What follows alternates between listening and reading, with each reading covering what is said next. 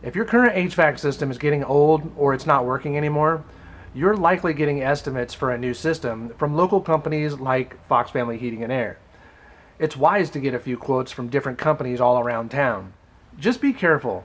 My industry can be a little scandalous when it comes to salespeople telling you what needs to be done for your new system to work correctly.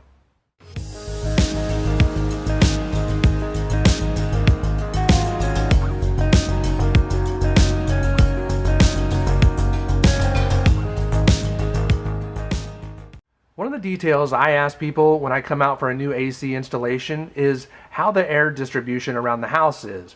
I'm asking things like, are there any hot or cold spots in the house? Are there any bedrooms, offices, or living areas that they'd like to have more air to? And I'd say about 80% of the people that I talk to are just fine with the airflow that they have. All the rooms seem to be balanced just fine. Some people will say yes, that they do have a problem and that they would like to have better comfort in a certain room. In an effort to rack up the price of your new HVAC system, salespeople looking out for their own commission checks will recommend that you spend the extra $5,000 to $10,000 to change your ductwork to solve the problem. Is that really necessary? I'd say no, not every time, and here's why. Ducts can be repaired individually.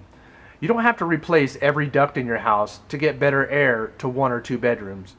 Those rooms can have more airflow delivered to those rooms by increasing the size of the duct leading to the room. Another way to get more air to the room is to relocate the duct on the supply plenum to a spot that's more advantageous for getting air there, typically the end of the plenum. You can fine-tune this process by cutting in manual dampers that can be adjusted to decrease the amount of air going to one side of the house so that it can be diverted elsewhere in your home. I still recommend that a professional do this because messing around with the ducts like this is the same as shutting down registers in your home to get more air to another side of the house, and I don't recommend doing that. The reason why I don't recommend this is because this airflow disruption can cause high static pressure, which can affect the more expensive mechanical parts of your air conditioning system. The aerodynamics of the delivery system is essential to the longevity of the system. That's all I'm saying. So unless you know how to check static pressure in the ductwork, repairs like this should probably be left to the pros. Your supply air ducts connect to your forced air unit, which is either in the closet, the garage, attic, or it's a package unit on the roof. The air from the unit gets sent into a big box called a supply plenum. Attached to that supply plenum are several ducts that lead to each one of your rooms. Here's how to tell if those ducts are in good shape or not. The ducts are strapped properly or lying on the floor of the attic. Those ducts are straight, not bent or kinked, restricting airflow. The duct's vapor lining on the outside of the duct is not torn or melted. Good to decent insulation, which maintains the temperature of the air as it heads towards the room that the duct leads to. There's not a lot more that you can ask from your ductwork. If they're adequately strapped, meaning each duct is straight or has long sweeping bends, not kinks, that lead to everywhere they're supposed to go, and they have metal or vinyl straps that secure them in place, that's a good sign. Another thing that you'd like to see for your ductwork is that the vapor lining, which is yellow, pink, gray, black, or silver, is in good shape.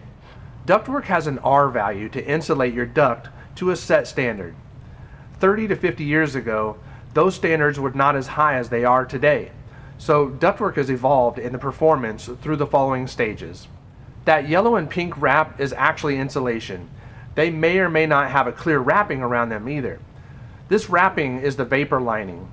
If you have this setup, the ductwork may be original to the house, as it's not too common to install them this way anymore. You can expect this ductwork to be 30 to 50 years old. It has an R value of 2. Not the best in the world, but I've seen people keep it because it works just fine, and I support them on that decision. Gray ductwork typically has an R value of 4. Once again, not the freshest ductwork we see out in the field, but if the ductwork still meets those guidelines that I just talked about, people have chosen to keep the ductwork a little bit longer. Black and silver ducts can have an R value of either R6 or R8. R6 has been around in the industry for about 25 years or so. R8 is the newest standard and has the thickest layer of insulation surrounding the inner lining. I tell people your ductwork's lifespan is about 30 years.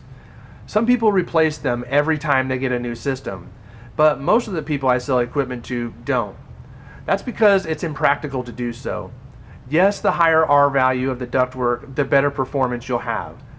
The ductwork will hold the hot or cold air it's delivering inside it better. That translates to cooler or warmer air for your rooms, depending on which season it is. Your decision is whether you want to spend the extra money to change your ductwork out every time you change your HVAC system. Well, hopefully I've armed you with some useful knowledge going into your next HVAC project. Good luck. If this is your first time watching our channel, please click subscribe down here on the bottom right. And if you click that little bell next to it, you'll be notified of all of our videos as they come out. You're watching Fox Family Heating and Air. Don't forget to subscribe. And check out more of our videos by clicking on the right side of the screen.